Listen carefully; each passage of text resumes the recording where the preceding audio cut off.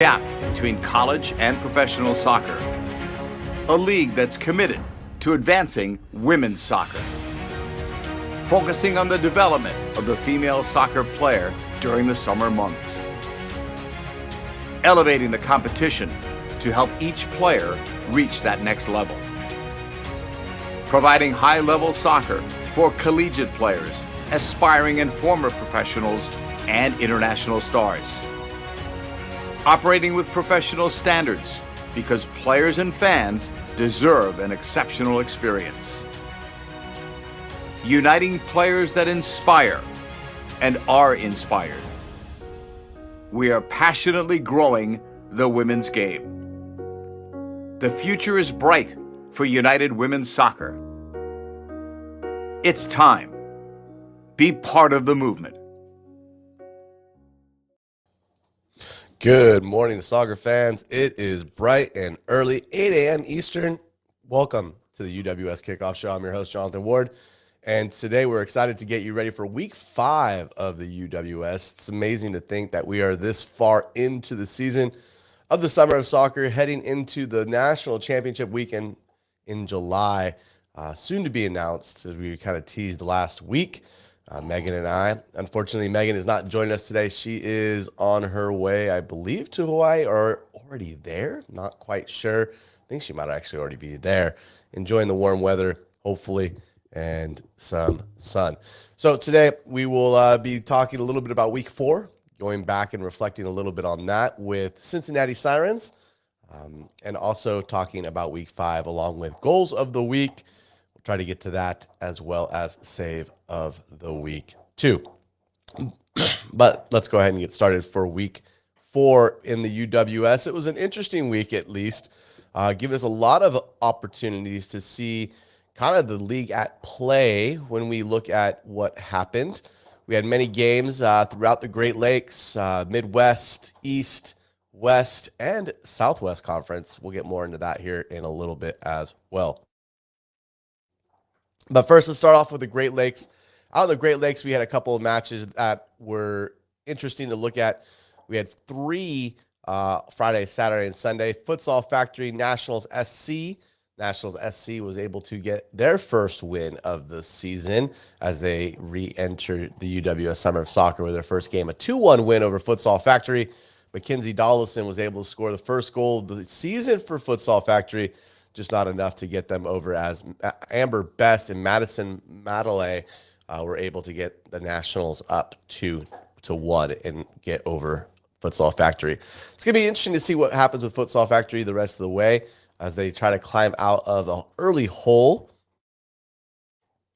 for the season, but I think they can make it happen and continue to progress as they have, showing this 2-1 win or 2-1 loss, showing good signs of trajectory as they go forward. Michigan Legends on Saturday played host to the Michigan Stars. Michigan Stars' first game of the season. Legends walk away with a 1-0 win there. It was a physical game. The Stars looked like they wanted to steal points or at least earn points, but just not able to do so in the end. 24 hours later, they return to play against the Jaguars. The Stars do, and it's hard. We've talked about this multiple times on the show about playing back-to-back and how back-to-back games are not always going to help you. And this is one of those cases. It could be team management. I'm not saying that there was anything wrong, but it could be the side, right? They're not used to playing with each other. So you go in from one moment to another, and it just creates a little bit of adversity trying to get everybody to play on the same page. Friday in the East Division, FC Buffalo continues to have the barbaric Catrona show, 10-1 over Flower City, 1872. It's just a dynamic. It's the beast in the East, that FC Buffalo team playing at a high level right now. It's going to be hard to stop that train as they go forward looking for more points. And an Eastern Conference that for them is winnable. It's not bad to say. Them and Coppermine right now, I think, are the two teams that are vying for playoff spots. We'll see what happens over the next few weeks, but with their season almost completed, it's hard to imagine anybody coming in and beating FC Buffalo. They're on a mission as they go. Another team on a mission, Coppermine, playing back-to-back 12 hours, I think it was what it was, less than that maybe, 3-0 over Keystone Friday. And then on Saturday, coming back 3-1 over New Jersey Copa FC. Look, 3 goals every game. That's consistency. When you have consistency, you get wins. And when you get wins, you make it to the playoff. Coppermine's done it. Whatever they're able to do, whatever Val and everybody else is cooking there in Baltimore, it's looking good, looking real good. We'll see what happens as we get closer to the finals with the playoffs. But I think Coppermine's one of those teams that just is it's hard to beat. They are on a level with everybody else, looking to make things happen. Another team who's making waves in the UWS, Maine Footy. When we've talked to them back in February, we weren't quite sure. We knew that they'd had a great program. They set everything up the way they'd wanted to. But let's be honest, they're playing great soccer. And 1-0 win, they drew. They're doing everything, all the little things they need to do to be successful. And hopefully they continue to do that going forward. But the team that is the most surprising, we'll actually have them on the show this morning, is Cincinnati Sirens. RBFC Elite came over. Look, there was a lot of confidence. We'll talk with keeper Taylor Spiller and Jake Morrison about what Cincinnati is doing. But let's look at what they have done. They've got a bit of confidence. They got a little bit of swagger going in with what they had.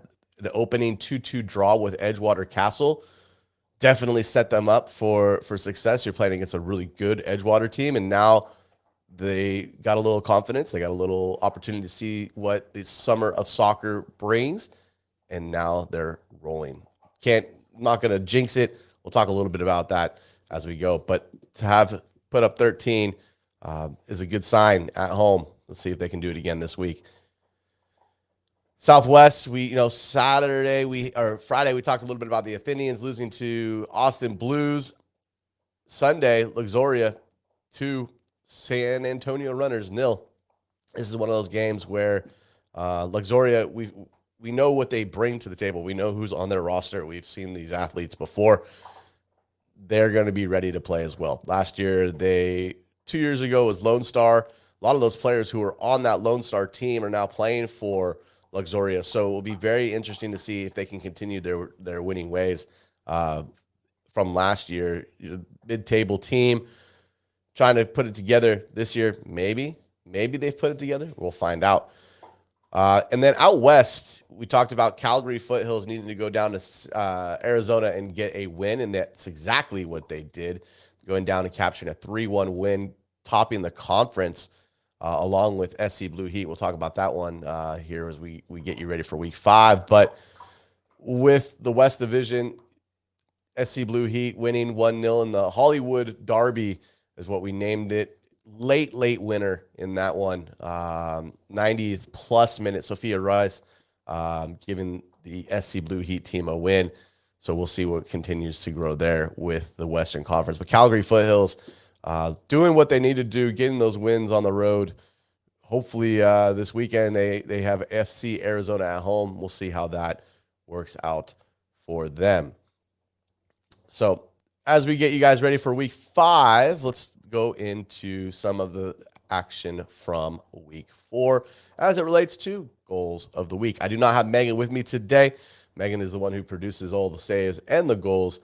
But what we'll do here is we will show and we'll send you guys over to twitter.com/UWS soccer to go ahead and put your votes in. If we were to look at voting right now,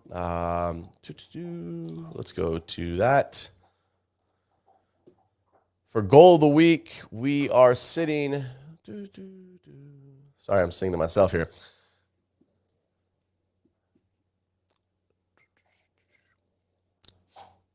Oh, it is a Buffalo winner here so far. 46% for Catrona. And then that is for goal of the week. But for save of the week, and again, we'll show you guys that in a minute. D'Agostino from Edgewater is in the lead there at, what was that percentage? That percentage was 55%. So kind of starting to walk away with it, but let's go ahead and get to the tail of the tape. Most of these goals that were scored this week were all top bins. Saves, pretty good though as well. Here we go. Goal of the week.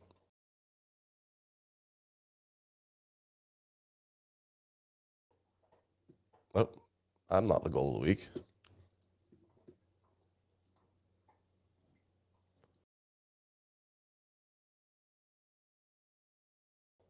Still not goal of the week. Interesting.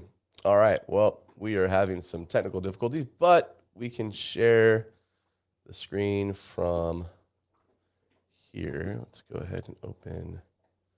Well, anyway, I apologize. We are having technical difficulties this morning. Let's see if we can get save of the week.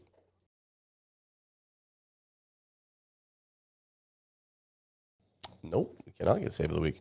All right. We will continue to work with that as we go, but let's go ahead and get ready for week 5 of UWS. Week 5 brings some new conversations, lots of games to be played. I'll break down one game from each conference, getting you guys ready, or division, I should say, as we go and get ready for Cincinnati Sirens, who's going to join us here in a little bit. I think the game to watch this week for the Great Lakes division is going to be the Michigan Hawks and Michigan Jaguars. This is for the top spot in the Great Lakes division. As the Jaguars travel to the Hawks, looking to do big things in the UWS. The Hawks started the season with a 7-1 win. Jaguars played 2 games, each of those wins with a +8 goal differential. And so the Jaguars go to the Michigan Hawks looking to create some separation and give them a chance to take top spot in that conference as we get closer to the end of the summer of soccer in the UWS. On Tuesday, Michigan Burn will travel to, or will host the Michigan Hawks. This will be the Michigan Burn debut of the 2023 season. We'll see what happens there, and we'll see how the Hawks handle their second match in 24 hours. Again, does the team sheet look different? Do they keep it the same? Can the players keep their footing going forward? Out in the East Division, there's no better matchup to look at than the Lancaster Inferno Coppermine match. May 20th, when those teams played, it was a 3-goal win, or I should say 2-goal win, but Coppermine scored 3. It's been the consistent conversation for them all season, scoring 3 goals. How do you make it happen? I think Coppermine heading to Lancaster. Look, Lancaster has a point to prove. They need to get back in the playoff mix. A loss here kind of takes them out of it. A win, however, jumps them up pretty high in the conversation, gets them an opportunity to play this summer. Another matchup to look at out in the East is the Mutiny versus Albany Rush. Another matchup taking place today. That matchup is going to be at 7 p.m. in Ludlow, Massachusetts. Catherine Berry, hopefully back in the team. She did miss the last matchup, which was not in the favor of New England Mutiny. They drew that match. This is a momentum swinging matchup for Albany Rush and the Mutiny. One team's going to win, or hopefully one team is going to be able to expedite their season, get them up a little faster sooner than later. So we'll see what continues there as we go in the summer of soccer that's today out east. In the Midwest, we'll talk a little bit about this matchup because I know we're going to have a conversation as Cincinnati Sirens take on the Chicago Rush. Chicago Rush looking to make their debut with a chance to change the landscape in the Midwest Division. Can they do it? Can the Cincinnati Sirens remain hot? Can Spiller continue to save after save? Hasn't had much work the last couple of matches, but she'll probably tell you different because she's been directing traffic to get everybody moving in the right direction. But we'll talk to her about that. The matchup that has my attention today, 7 p.m. Eastern, Austin Blues head to Luxoria. This is going to be a very, very important matchup for the Blues. Can the Blues continue their winning ways? Yes, it was a 1-0 win against the Athenians, but that's a hard venue to get to and win. So it'll be very interesting to see what they do against Luxoria. Luxoria, a chip on their shoulder perhaps in the Southwest Division. Can they win that division this summer? Out west, the one matchup, we're going to the Hollywood Derby again. This is a very, very special day as SC Blue Heat is donating some of their gate money for ticket sales to Zoe Stutter, who is going through a battle with cancer at this moment. Our hearts and our prayers go out to her. But I think that's going to be an important matchup, as last game it was a 1-0 win for SC Blue Heat. This time they look to kind of tidy some stuff up, perhaps, and get another win to stay with Calgary Foothills, who hosts FC Arizona today at Broadview Park at 3 p.m. Eastern. So it'll be a good day for soccer out west. But speaking of good days for soccer, we're going to talk some Cincinnati soccer. Good morning, Taylor. Good morning, Jacob. Let me change that. It's not. There we go. Good morning, y'all. How you guys doing? Morning, John. Good morning. Great to see you guys. Hey, listen, I have to ask, Cincinnati soccer has kind of been the hot topic here on the show. You guys have done some amazing things on the pitch, but let's talk a little bit about Cincinnati Sirens. And Jake, what's got you to this point of wanting to put this together, I guess, and make it what it is, which is just a beast of a program? What do we got going on? Yeah, I mean, the organization is pretty clear on the standard that we're trying to keep. It's not really about winning for us. It's about providing a culture and providing opportunities for girls who want to play, want to get to the next level. We try to provide an avenue into the professional game. So I think the standard that we're trying to create is fantastic. I think the culture is great, and players like Taylor and Kate Drummond and Bridget Wilder, who's now – oh, yeah, I'm sorry, it is Bridget Wilder now, have kind of set that standard. I'm just blessed to be on for the ride, man. And a ride it is. Taylor, you've had some last week wasn't very much of a workload, but before that, you've had to work a little bit harder. Tell us a little bit about the season. And goalkeepers are a different breed. We've talked to different. My daughter's a goalie, and so you got to be. I always tell you got to be a little weird to be a goalie. But what does it take to play at this level and continue to be successful like you have over the last many of years? Yeah, goalkeepers are definitely different. You have to have a certain mentality behind it. But I mean, the last few weeks, like you said, last week, not too much. But our back line honestly makes it really easy. We've got a lot of experience. That helps a lot. But being able to have confidence in like your organizational skills and like confidence in your shot stopping ability, but also like your distribution and working out of the back and like having connections with your back line. That's something that I've struggled with in the past. That seems to be clicking a lot better for me this year. So just continuing to like build that confidence and like grow your game from not just a shot stopping ability, because goalkeeping so much more than just shot stopping, especially as the game progresses. So continuing to like work into the bigger pieces is huge. Jake, I have to ask, what interested Cincinnati Sirens to start this club? Obviously, to give a pathway is the easy answer, but what was the main objective behind starting the women's program at Cincinnati Sirens? Yeah, well, we want to take pride in women's sports too. I think there's a side of that. It's growing rapidly, which is great, but we also want to kind of put our stamp on women's sports and what you can do with the organizations, what you can do in the leagues. And we've been blessed that we've had a pretty good surplus of people coming in that feel the same way, that want to grow and have strong female leaders that can put themselves in front and talk and try to change the game and grow the game. So for us, it's promoting them just as much as it is everything else with the soccer piece. And obviously with winning the titles that we've won in the past, all of these go hand in hand. But like we try not to stray from our vision of what we try to do, which is obviously the pathway, which is obviously women's sports and the promotion of that. And then obviously trying to put out a good product on the field as well. So it's a little bit more exciting and people can kind of buy into it. Taylor, why is playing in the summer so important for athletes? We growing up, I didn't have this kind of opportunity. I'm older, but what makes this opportunity important for you? Looking to improve? Why continue instead of taking a break like many players might? Why continue playing? So I think there's like two answers to this. The first one is kind of just continuing to stay on the ball and stay within the game in between like spring season to fall season for college, because fall season, I know that when I go back to school, we hit the ground running. We have like 4 days of practice before we have our first exhibition game.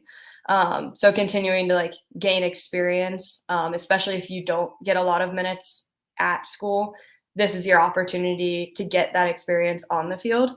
And then my second answer is kind of more specific to the Sirens, the environment and the level of play that's provided, not just like with games, but in training, is really, really cool, with all the different types of players that come out, and just being in that environment and being like, it's not just like great soccer, but it's also super fun.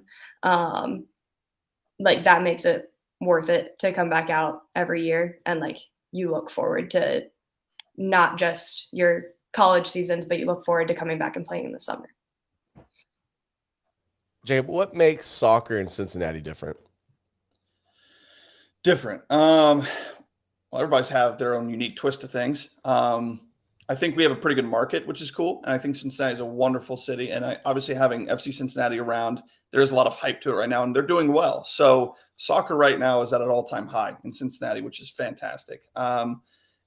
In terms of like what's different about the soccer that we play, we're pretty expansive. We're pretty like, I don't know, creative with what we try to do.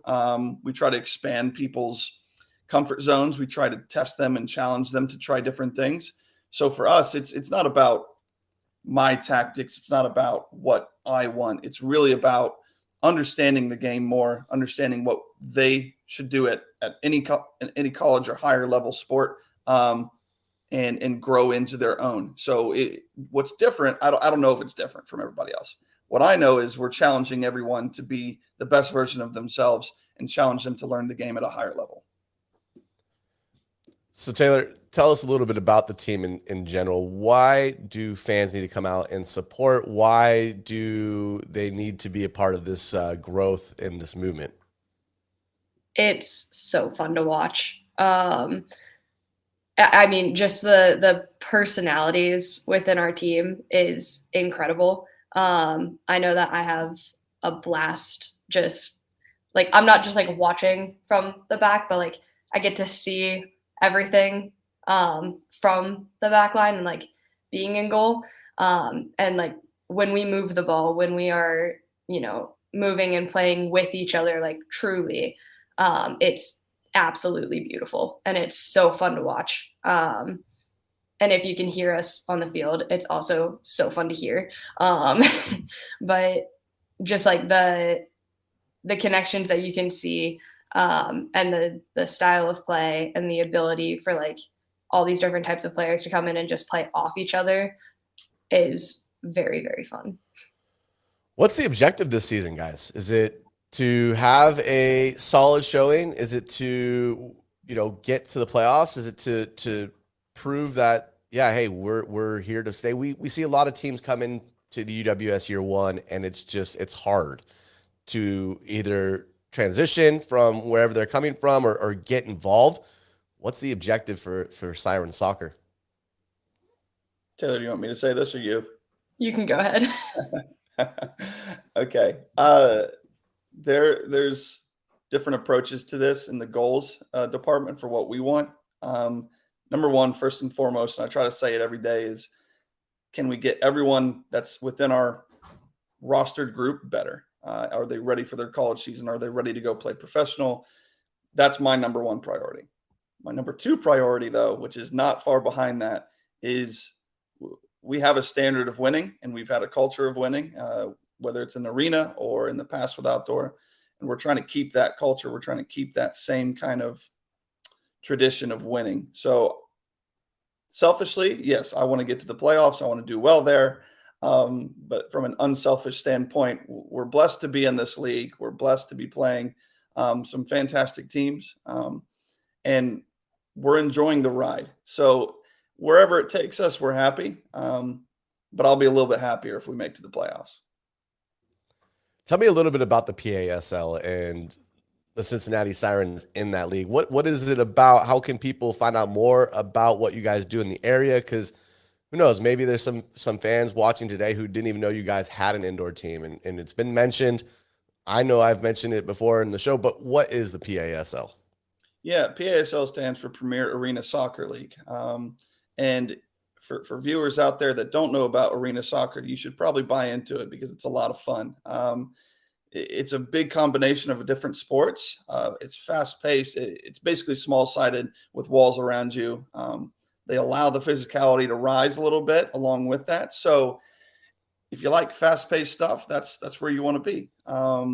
And you know what we've done in the past and what we are trying to produce every single time is a fun experience where you get to watch high level players play extremely fast style of soccer, and it's attractive. It's exciting. There's some rule changes that everyone has to learn, but that makes it even more exciting. So learning a different sport is cool. It's a different thing that you get to a new challenge that you get to kind of take. And everyone, I'll say it this way because we've had this running joke in the club for 5-6 years. Is every time that I've brought someone out to an arena game or an arena training, they've bought into it completely and they've loved it. And a lot of people have stuck around because of it. So try it one time, and I promise you won't be disappointed. That's awesome. Yeah, 2016, I believe, is when the Sirens were founded. And at that time, you guys also created an academy for girls who were of the U14 level and above. Tell us, the fans and the community, a little bit about the academy you guys have going on. And Taylor, if you've been a part of that or know anything about it, please chime in as well. Yeah, I'm gonna let Taylor talk in a second because she's helped out a ton. The academy actually was founded 3 years ago now, so we were in the production side of it. Of like, we're taking the steps in our club to make sure that we're growing in a healthy way. But the academy's been fantastic. Again, a third year in, we're continuing to grow. So I think we started off, 30, 40 kids. Now we're getting up to the 60s and 70s. So for us, it's about what's the pathway for the younger kids? What is soccer after college or after high school or after club look like? And we're hoping that we are their destination, that we can help them grow. And we're trying to push that side of it of like, well, we do a lot of arena stuff and futsal stuff in the academy because it's during the winter months. And winter in Cincinnati is, you don't know. You're right. You don't know. In Ohio, it could be 75 sunny. It could be 2 degrees and sunny. Honestly, so you don't know.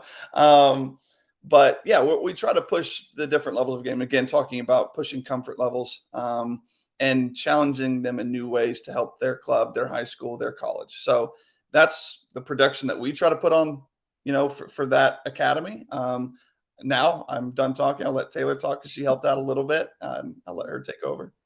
Yeah, I mean, I think the academy is really, really cool. And like where Sirens players are invited out, like to help out or, jump in with like small side games. Like I know last year and 2 years ago, I like came out and played futsal, and like being able to see and meet like some of the younger players just from different clubs around and like involved with the academy is super cool and like really fun to like see how good they are because some of them are insane.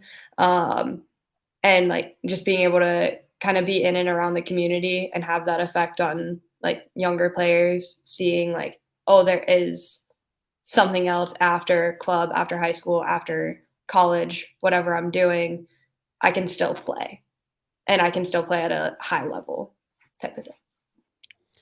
I can only imagine that helping immensely in trying to build not just the community in soccer, but the programs that you guys are going to be, that you have offered. Is there any opportunity that's there to create more of a club feel? I mean, an academy can be club at a time. Has Cincinnati Sirens ever looked into perhaps building into that momentum of having a club? We've always been non-club affiliated, and it's nothing about what we're trying to do. It's more in respect for other clubs in the area. We just, again, back to our kind of ethos, I guess if you could say, is we're just trying to make kids better. Could we do a club? Of course we could. There's a lot of competition in the area, but our main priority, our main goal is to make everyone that touches our program better. And so I think we're getting exactly what we want done without that club feel, and I think it gives us a little more freedom to kind of reach out to other clubs and help them in certain ways. And we're very happy with that, and kind of the production that we've had, and the success we've had. And I think clubs are starting to buy into us and what we do. So do we need a club? Not really. Have we thought about it?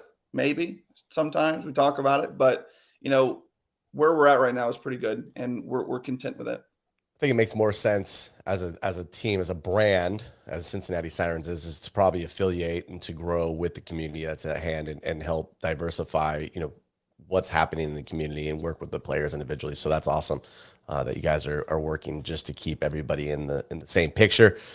But I gotta ask today, Chicago Rush at home, what is the idea? What can we expect today on the pitch? I know a lot of fans are curious as they're working their way towards game time. What's the atmosphere like? What should people expect for today? Taylor, you want to talk a little bit? Sure. I mean, I'd probably say we want to go out. We want to play our game, and we want to kind of take our game to them. We want to set the tone. We want to set the pace. And we don't know a lot about any other team, unless they've already played and we have a little bit of notes, but not much. So it's more about us and what we can do. And as long as we're playing to our ability level, then that's what we want. That's what we care about. And no matter who we're playing, if we're not doing that, then it's not good enough. All right. Yeah. It's interesting, John. We've played everyone. Well, we will play everyone after today, and we've been everyone's first game. So it's been real interesting because we've never had a chance to actually look at film on anybody else and say this is what they do. Everyone has been it's both a positive and negative for us. Everybody gets their first crack at us and they know about us, but also we've had a few games under our belt now, so it's kind of hard to stop our rhythm. So it's been fun. It's been interesting dynamic for sure. I find it interesting in that, yes, every team you have played has been the first matchup. And we talked a little bit with Edgewater week 1 when you guys played, and, a 2-2 draw. I know that wasn't what you guys expected to walk away with after watching the game.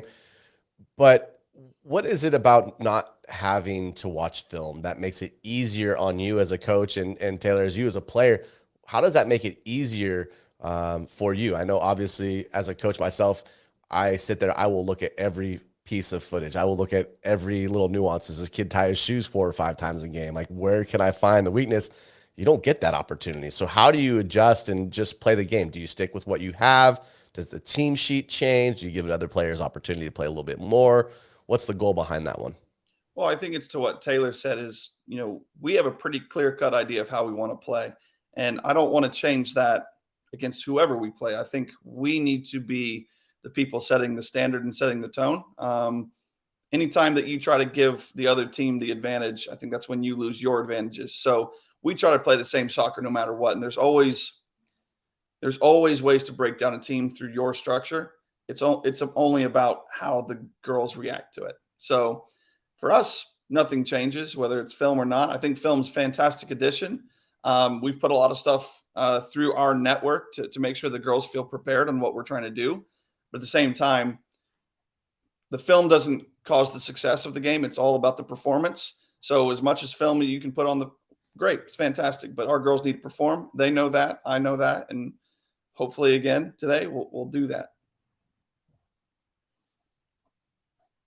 Taylor, anything to add?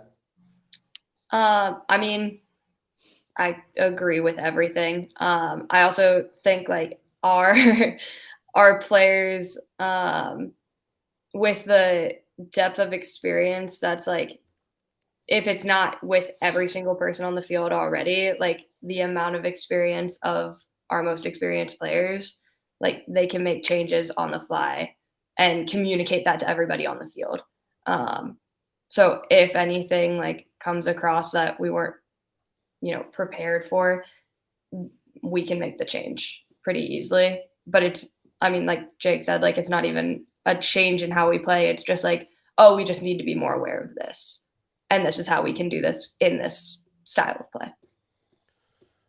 And hey, I'm ready. I'm ready. The summer of soccer is hot in Cincinnati. Look, you guys have been scoring goals. What is a testament to that? Is that just, players having an understanding? Did your forward line, have they played together? What is that dynamic? Has the roster been intact through arena so they know where to find each other? Because we don't see very many score lines of 13-0 in the UWS. So I'm just curious of what makes that forward line, what makes that dynamic midfield for these 11 to be able to put on a show like that. Yeah, I think the most important thing that we try to stress is everyone's a threat for our team. And we try to, again, we're pretty expansive how we play, but we want everyone to feel like they're contributing into the attack, whether that's in the build or in the final third. We take chances. And this past game, of course, we scored a lot of goals, and RBFC put up a pretty good challenge. Though they were tough to start, and like they give us some trouble. And obviously, when you hit the slide going down after a few goals, it hurts. But the beauty about us is we're trying to push relationships a lot, and like learning about each other and how each other play. And because there's so many kids that come from different areas, and sure, some of them know each other, but some of them don't, and some of them haven't worked with each other ever. And it's hard to kind of just gel right away. So we push the relationship side and just trusting each other to get the job done and play soccer. So there's no secret formula here of success. It's more, can you invest in each other? Can you invest in the program? And I promise that things always turn out on the right side of things. Win or lose, you grow. And against RBFC, we grew a lot, and we played great soccer. And a lot of the goals that I appreciated weren't we had a faster kid that ran behind.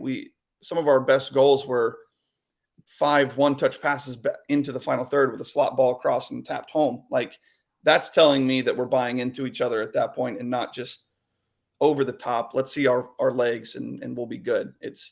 I want good soccer. They want good soccer. And I think we're starting to buy into that side of it. So for me, it's been fantastic and finally put together a full performance against RBFC. You're counting connected passes as opposed to just the long ball. I like it. I mean, I coach U9 and U8, and we got the build-up line. So it's like, everybody says, the kid who can score past the build-up line and is going to win the game. Well, yeah, obviously you got a goalkeeper who's 4 feet tall. If you're hitting from the build-up line, you're gonna chip them. But I think the build-up of connecting passes, we have a coach in our club who actually he counts the number of connected passes. And a couple of weeks ago, they had like 200 connected passes, and they were able to win. And, hey, for U10, that's amazing, right? Like, if you could do that, let's go. Yeah. So that's awesome. Well, to that point, exactly. Sorry, John. To that point, exactly. Taylor's just as big of the build as anybody, and we've talked a lot about it and how we're trying to play this game. She's a massive piece, and I think her growth from year 1 with us to year 3, I think now, she's invaluable to us. Her ability to possess the ball and join the attack with us is fantastic. So I'm with you. And the connected passes, it also starts with the goalkeepers and their willingness to be involved.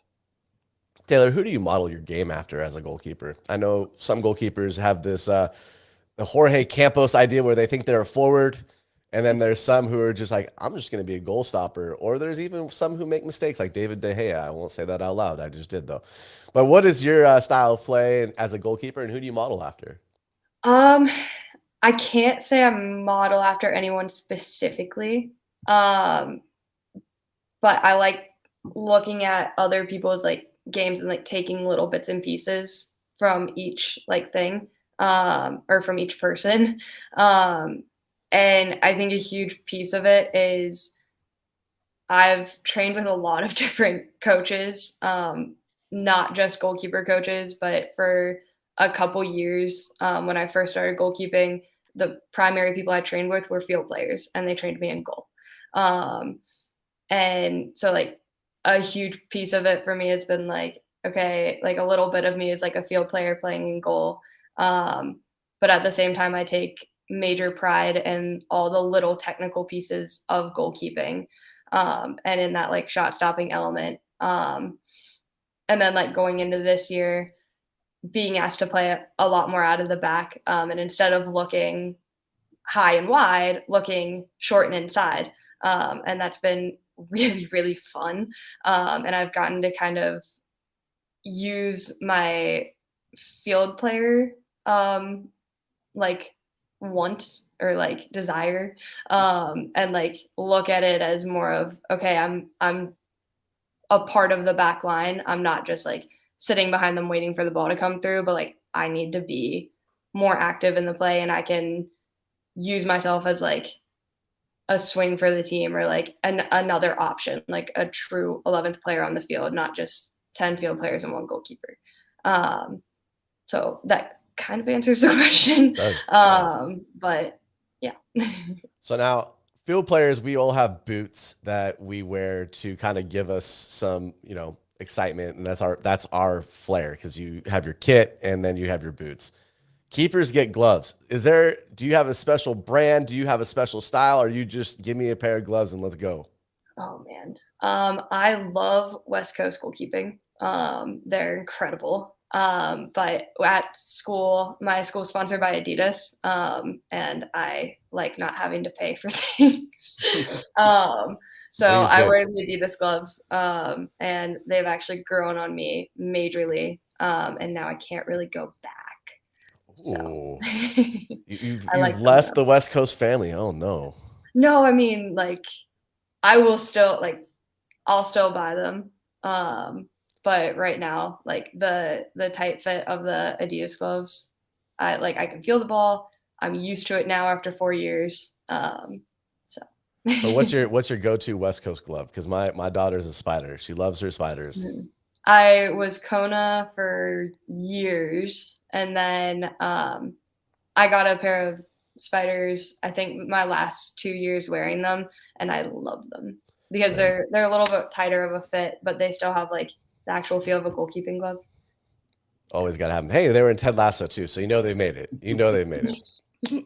Listen, 7 p.m. Eastern, Sirens Rush. How do people get tickets? Is it free admission? How do people get into this matchup? And yes, it's available on 11, but I think you guys would rather see people in the stands. Am I correct? Yeah, for sure. $5 tickets at the gate. That's how you get in. Super, super simple. Fairfield Stadium, 7 p.m. Eastern. Come out and watch them. But hey, you know what? I've got one question, and then I got to put you on the Bino hot seat, because if you don't go on the hot seat, you haven't been on the show. But my question for each of you is, what does community mean to you? Taylor, you can start with that one. Okay. Oh man, I think community is not just like having people around you, but having relationships and building like a sense of like home and ownership, like around, like with the people around you. So like, I mean, like a small example is like you can live in a neighborhood or like a community, but have no relationships. Like, I don't think that's like a sense of community, but knowing other people around you and like taking a sense of pride with where you come from and like what's around you. I think that's community. Yeah. And for me, I mean, community to me is support and belief. Within a community, you have to have support and belief in what you're doing. And I think, we're itching towards pushing into that more and more. We want people to believe in what we're doing for sure. And we've talked about everything already about what we want. So now it's about just supporting each other. I think that's the biggest thing that we can do as a club now is we support the other clubs. We support, women's soccer here in Cincinnati. We would love to see professional organization come into FC Cincinnati and whatever they are trying to come up with. But we're here to support everything and in the right ways and be there for the younger girls who want to play at the next level. And we're there to be the next generation for them, to teach them, to grow them, and always be a supportive friend. Awesome. Love the answers.